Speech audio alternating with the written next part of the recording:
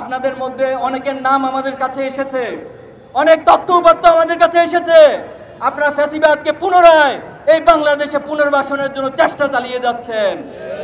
আমরা কারো নাম উল্লেখ না করে হুঁশিয়ারি করতে চাই, যারা ফ্যাসিবাদ পুনর্বাসনের চিন্তা করবেন, হাসিনার যে পরিণতি এই প্রজন্ম করেছে, আপনাদের পরিণতি তার চেয়ে ভয়াবহ করবে এই প্রজন্ম।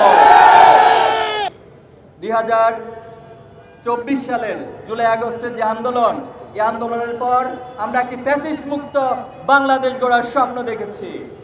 আপনারা এখনো যদি শহীদ পরিবারের কাছে খোঁজ নেন, দুঃখজনক হলেও সত্য, আজকে 9টি মাস অতিবাহিত হচ্ছে, কিন্তু শহীদ পরিবারের কান্না এখনো থামে নেই। আমাদের আহত ভাইরা এখনো পর্যন্ত অনেকেই হসপিটালে আহত অবস্থায় কাতরাচ্ছেন। শহীদ পরিবারগুলো এখনো বিচারহীনতার মধ্য দিয়ে যাচ্ছে, তারা এখনো বিচার দাবি করছে।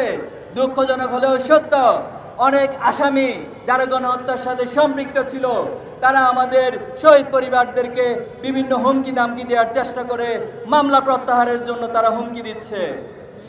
সংগ্রামী উপস্থিতি, আজকে যারা সরকারে বসে আছেন, যারা প্রশাসনে আছেন, আপনারা অবশ্যই এই গণহত্যার সুষ্ঠু বিচার আপনাদেরকে করতে হবে। আপনারা মনে রাখবেন, আপনারা সাধারণ কোনো প্রক্রিয়া ক্ষমতায় বসেননি, আপনারা কোনো আইনি প্রক্রিয়া মেনটেন করে ক্ষমতায় বসেননি।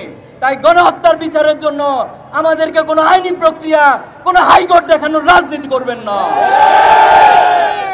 আপনারা অতি দ্রুত এই গণহত্যার কার্যকর এবং দৃশ্যমান বিচার ব্যবস্থা আপনাদেরকে করতে হবে। আপনাদের মধ্যে অনেকের নাম আমাদের কাছে এসেছে, অনেক তথ্য উপাত্ত আমাদের কাছে এসেছে। আপনারা ফ্যাসিবাদকে পুনরায় এই বাংলাদেশে পুনর্বাসনের জন্য চেষ্টা চালিয়ে যাচ্ছেন। আমরা কারো নাম উল্লেখ না করে হুঁশিয়ারি করতে চাই, যারা ফ্যাসিবাদ পুনর্বাসনের চিন্তা করবেন, হাসিনার যে পরিণতি এই প্রজন্ম করেছে, আপনাদের পরিণতি তার চেয়ে ভয়াবহ করবে এই প্রজন্ম। সংগ্রামী উপস্থিতি, আমরা একটি নতুন বিপ্লবের স্বপ্ন দেখছি। আমরা আপনাদেরকে আহ্বান জানাতে চাই, আমরা একটি চূড়ান্ত বিপ্লব এই বাংলাদেশে অদূর ভবিষ্যতে সংগঠিত করব ইনশাআল্লাহ।